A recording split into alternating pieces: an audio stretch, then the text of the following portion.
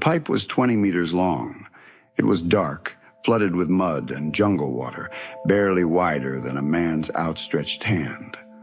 On the other side of that drain pipe, under 3 feet of compacted earth and a runway that B-25 bombers needed to keep flying, lay the difference between life and death for hundreds of American soldiers.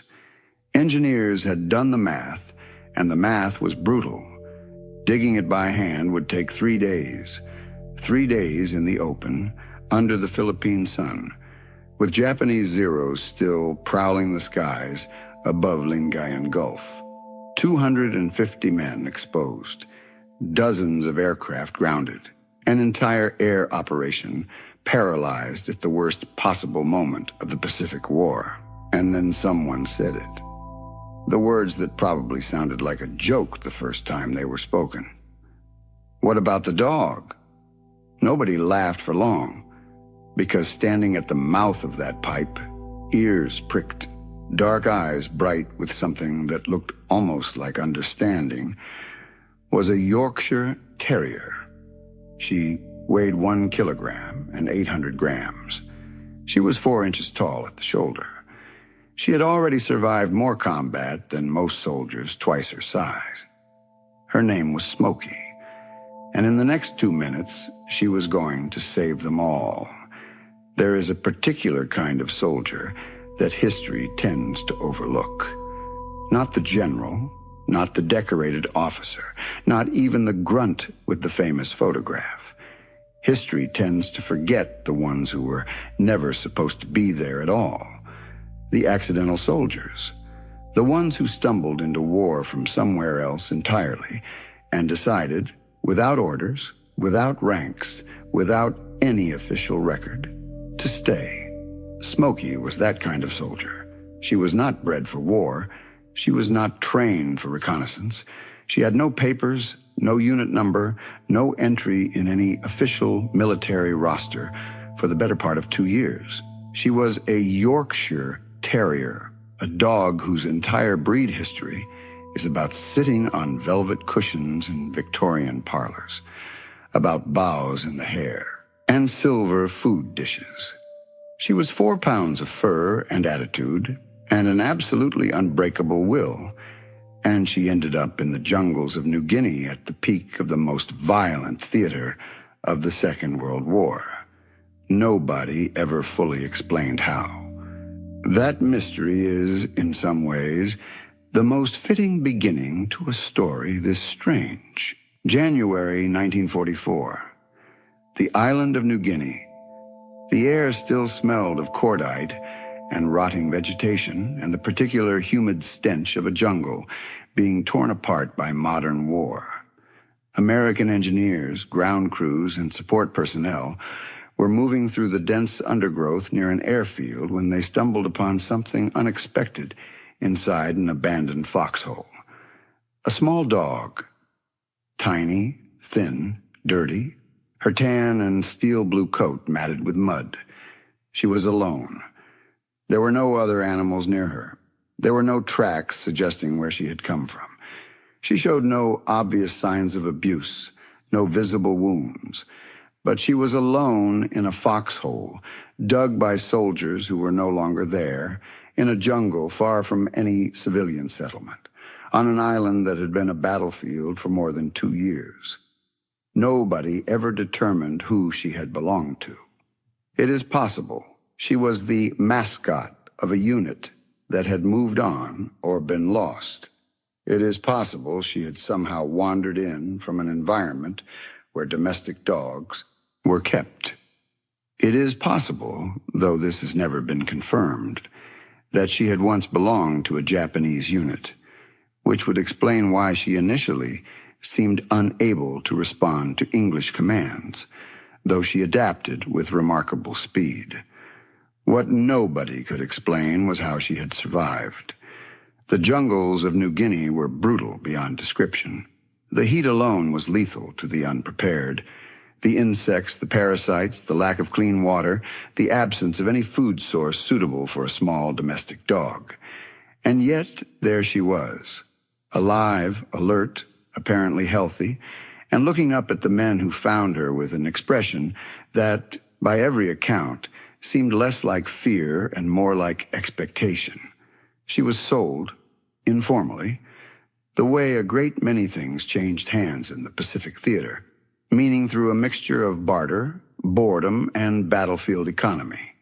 The man who found her sold her to a fellow soldier for the equivalent of 2 Australian pounds. That man, in turn, sold her on. The precise chain of transactions has been lost, but by the time the dust settled, Smoky had ended up in the hands of a young American corporal named William Wynne, Bill to everyone who knew him. Bill Wynne was not an unusual man by the standards of the Second World War. He was a young man from Cleveland, Ohio, who had ended up in the Pacific the way most young American men ended up in the Pacific in 1944, which is to say through a mixture of duty, conscription, and the grinding machinery of global conflict. He was an aerial photographer with the 26th Photo Reconnaissance Squadron, part of the 5th Air Force. He flew missions he was not always supposed to survive. He developed film that document things the Army needed to know and the men taking the photographs needed to forget. He was, in short, an ordinary young man in an extraordinary situation. And when he held Smoky for the first time, he felt something shift in the calculus of his survival that he would spend the rest of his long life trying to put into words. She fit in his helmet. That was his first observation. He put his helmet on the ground and she climbed into it and curled up, and she fit perfectly. He thought that was funny. Then he thought it was something else. He is not sure, even in his memoirs, what exactly. He bought her a collar. He began to feed her from his own rations. He watched with a photographer's eye for detail how she moved through the camp, how she interacted with the other men, how she seemed, inexplicably, to understand things that she should not have been able to understand. He started training her. He taught her to walk a tightrope. He taught her to jump through hoops. He taught her to understand commands, not just in English, but through hand signals, because on an airfield in a combat zone, the noise levels were such that verbal commands were often useless. She learned everything. She learned it fast. She learned it in ways that made Bill Wynne begin to revise his entire understanding of what an animal was capable of. The other men in the squadron noticed. They had to notice. A 4-pound Yorkshire Terrier on a Pacific airfield is not a subtle presence.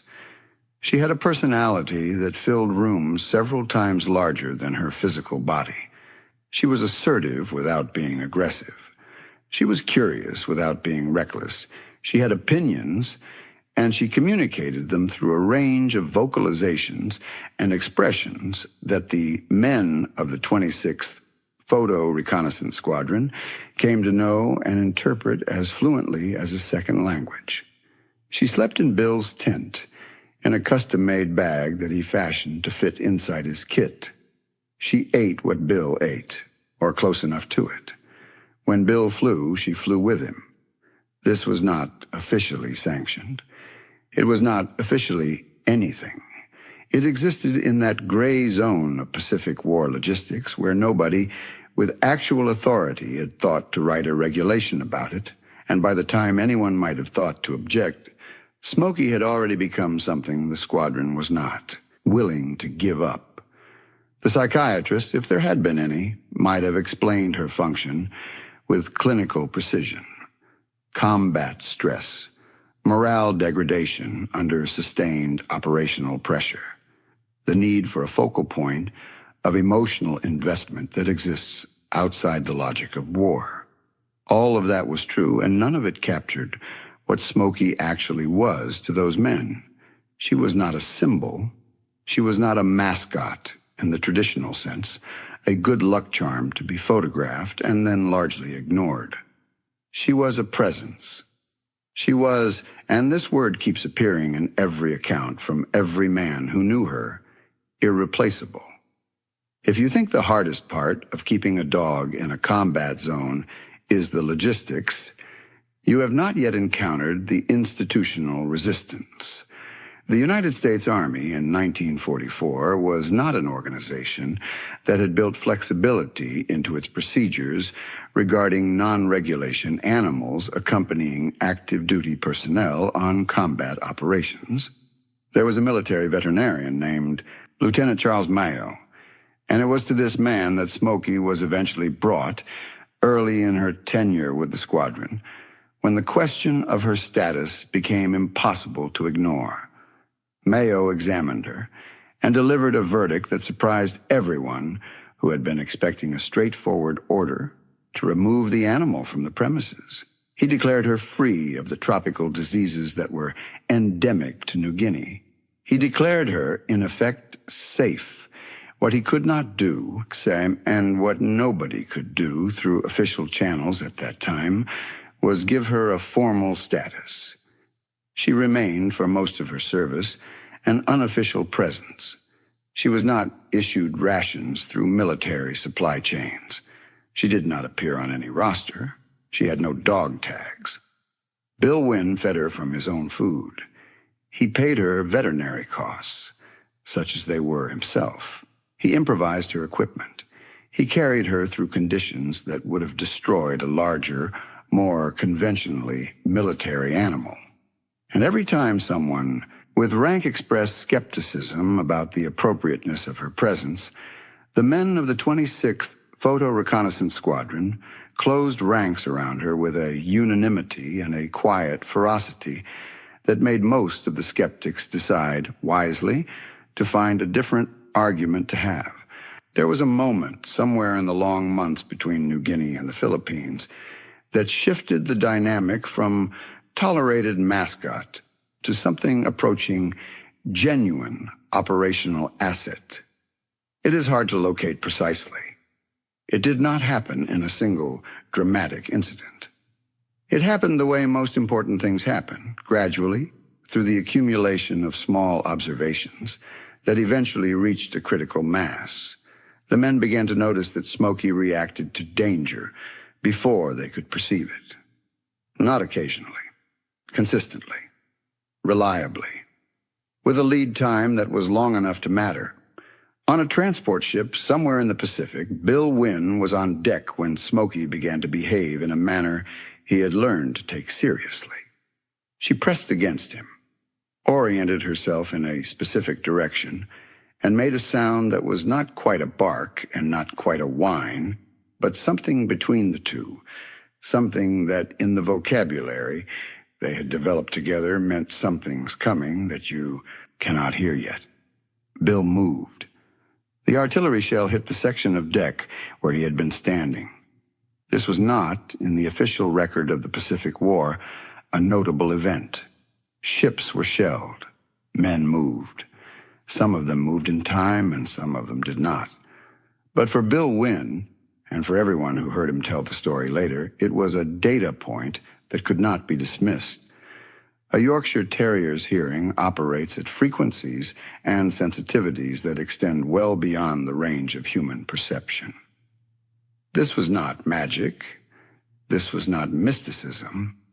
This was biology, the product of thousands of years of selective breeding for acute sensory awareness. But knowing the mechanism does not diminish the effect, and the effect was a man alive who might otherwise have been dead, and a dog sitting beside him, with the calm expression of someone who has done what needed to be done and is now ready to think about dinner.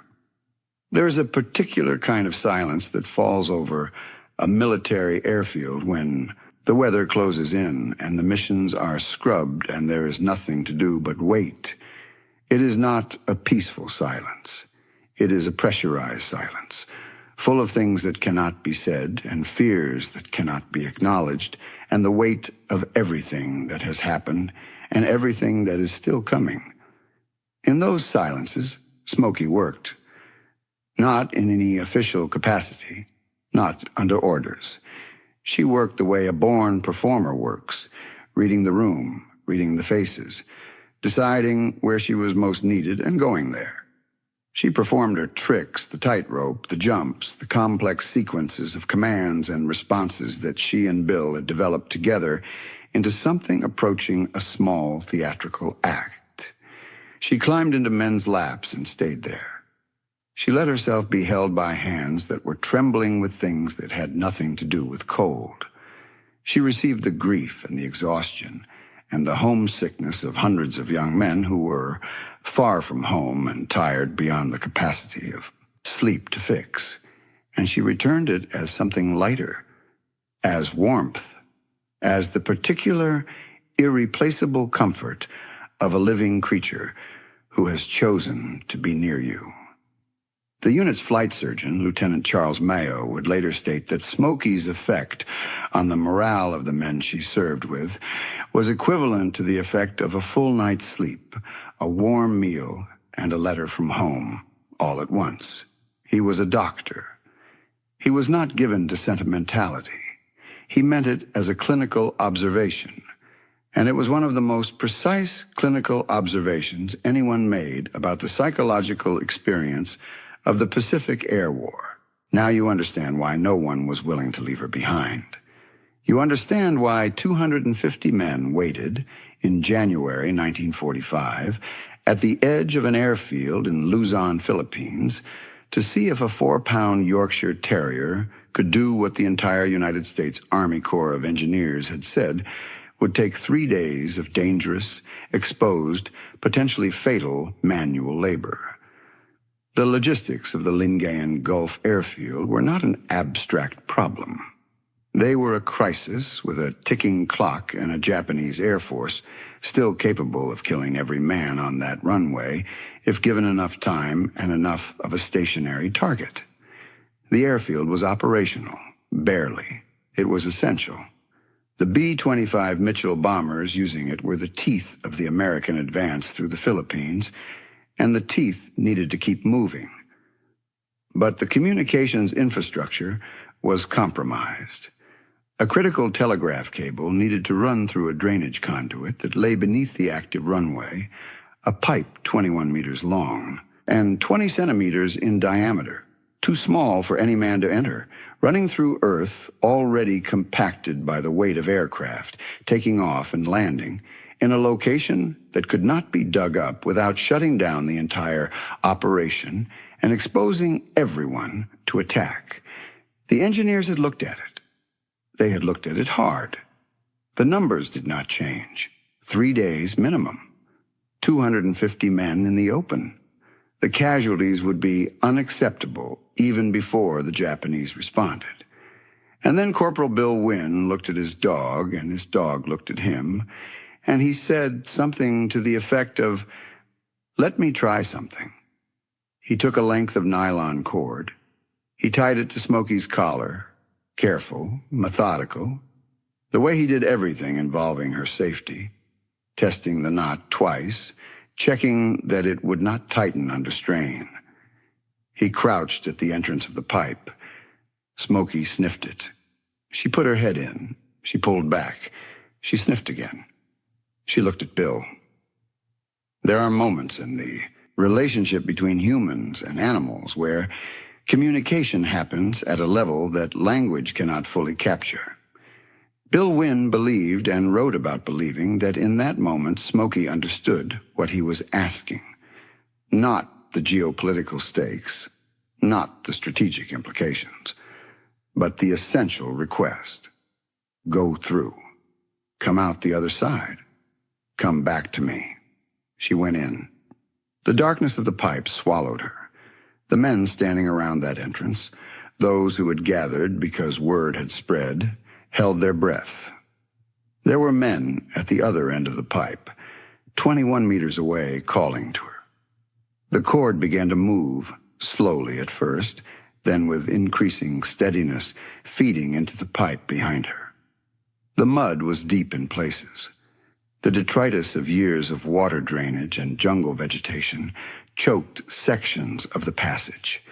She was alone in there in total darkness, unable to turn around, unable to do anything but move forward, guided by the sound of voices calling her name from a direction she could not see. 21 meters. In 2 minutes and 30 seconds, the cord emerged from the other end of the pipe, pulled through by a dog who was now standing in the daylight with her tail moving and her dark eyes bright, surrounded by men who were making sounds that combat veterans do not usually make in front of each other. Bill Wynn, by his own account, covered the length of that pipe at something close to a sprint. When he picked her up, he was not able to speak for a moment. The telegraph cable, attached to the cord she had pulled through, followed her path. The runway stayed closed for 20 minutes. Not 3 days. 20 minutes. The aircraft were operational by afternoon. The 250 men who would have dug were never exposed. The Japanese never had the opportunity they would have needed. Smoky's 2-minute transit through a drainage pipe beneath a Philippine airfield saved, by conservative military estimate, the better part of a week of operational capacity and an unknowable number of lives. She was given extra rations that night. She slept in Bill's helmet, as she often did, and she appeared to have no particular opinion about the scale of what she had accomplished. If the pipe was the moment that made her famous, it was not the only moment that made her extraordinary. It was not even, in the opinion of the men who knew her best, the most remarkable thing she did. The parachute drops were a chapter unto themselves. Someone in the squadron had fashioned Smoky a miniature parachute, scaled precisely to her weight and dimensions, and she had been trained through a process that Bill Wynn described as remarkably free of drama on Smoky's part, to be dropped from height and land safely. She made multiple parachute jumps. She was photographed making them. The photographs show a tiny dog in a tiny harness, descending from altitude with an expression that is difficult to read definitively, but that looks, to most observers, like something between focus and satisfaction. She flew on reconnaissance missions, riding in the aircraft with the crew, stationed near the gun positions where the vibration and the noise were most intense, apparently unbothered.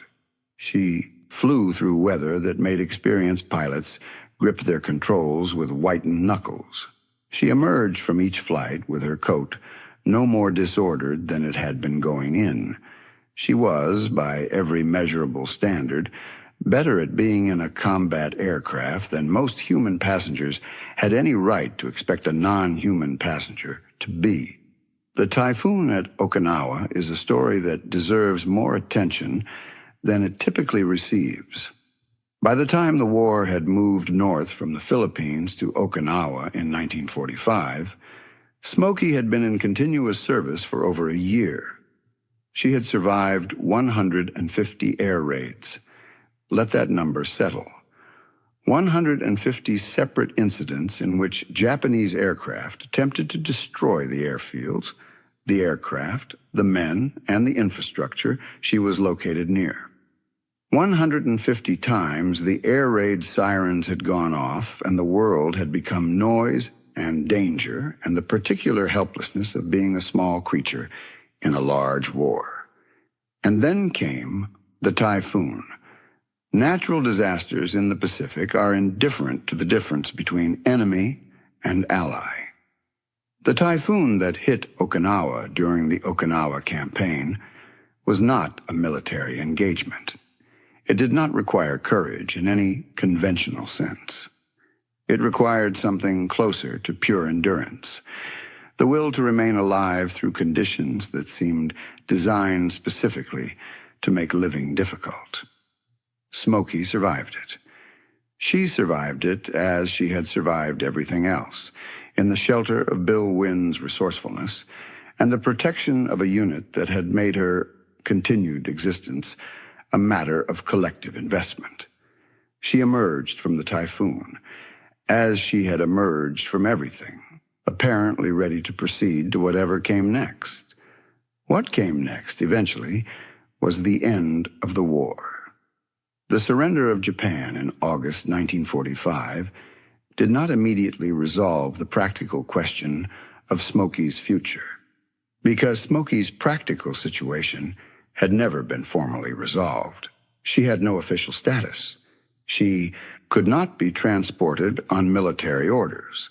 She could not be shipped home as military property. She could be, and this was the bureaucratic threat that hung over the final months of her service, simply left behind. Bill Wynn was not a man who responded well to this threat. He built a modified oxygen mask canister into a carrying case fitted to his kit. He trained Smoky to ride inside it, still, quiet, breathing normally for extended periods. He carried her home in his luggage, through inspections and transit points and all the bureaucratic machinery of a demobilizing army. And he did it with the same quiet determination he had brought to every other aspect of his care for her.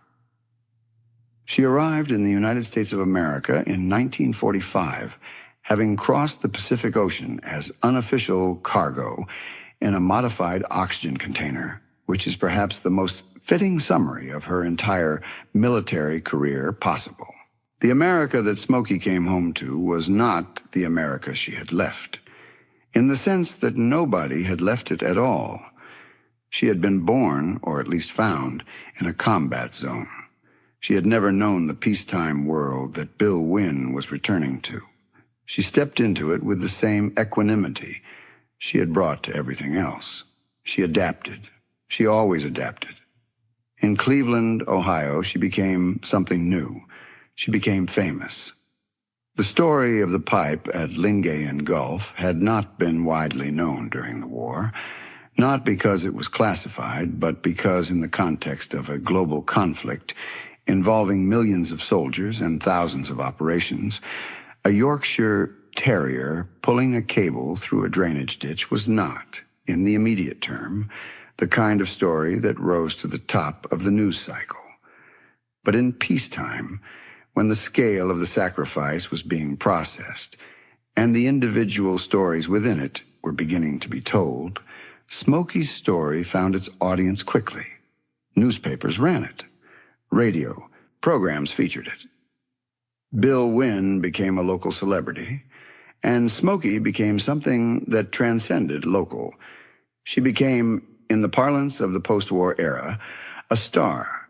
But she was also something else, something that would have a longer legacy than celebrity, something that had more to do with the future of medicine than with the entertainment pages of the Cleveland Plain Dealer. The hospital visits started almost immediately. Veterans' hospitals, initially, because Bill Wynn understood instinctively that the men in those wards were dealing with injuries, physical and otherwise, that were not being adequately addressed by the medicine of the time. He brought Smoky to the wards. He performed the tricks. He let her climb onto beds and sit with men whose faces, when she arrived, were closed in ways that faces close when pain becomes chronic and hope becomes theoretical. And the faces open. This was not a clinical observation, not at first. It was a human observation, made by nurses and orderlies and doctors who noticed that patients who had spent weeks or months in a condition of bleak, unreachable withdrawal became, in the presence of a 4-pound Yorkshire Terrier, temporarily accessible. They laughed. They reached out. They spoke.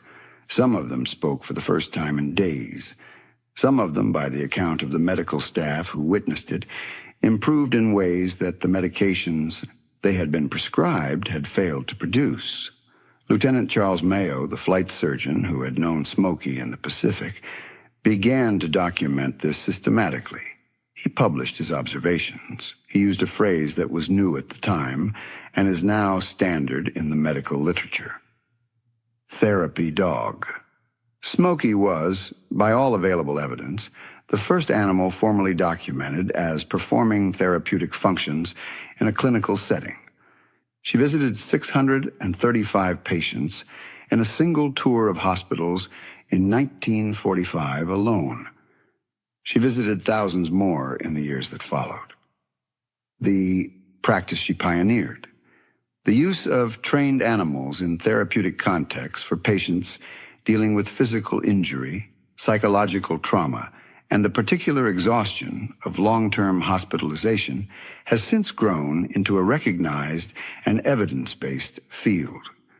The dogs that walk hospital corridors today, the certified therapy animals that sit with patients before surgery and visit children in cancer wards and spend time with veterans dealing with the invisible wounds of modern conflict, all of them are, in a direct and traceable line of influence, descendants of Smoky's work in those Cleveland hospitals in 1945. She weighed less than 2 kilograms. Her legacy is measured in human lives. She lived until 1957. She was 14 years old, which for a Yorkshire Terrier is a substantial and well-lived lifespan, though one suspects that by the standards of what she had already survived, 14 years was merely the minimum she intended to reach. She performed, by her own counting and the meticulous records Bill Wynn kept throughout her life, in more than 230 television shows, stage demonstrations, and hospital tours.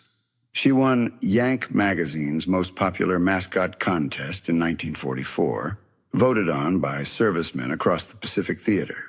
She was photographed by every major wire service in the country. She was written about in newspapers on 4 continents. And when she died, Bill Wynn buried her in a military ammunition box that had been repurposed as a casket, in a ceremony of a gentleness and a privacy that was, in some ways, the most eloquent testimony to what she had been to him. She was not a symbol to him. She had never been a symbol to him. She was Smoky. She was his dog. She was the specific, irreplaceable, impossible creature who had pulled a telegraph cable through a drainage pipe beneath a Philippine runway and saved 250 men from 3 days of exposure under Japanese aircraft, and who had afterward curled up in his helmet and gone to sleep, because that was what she did, because that was who she was. The monuments came later. There are several of them.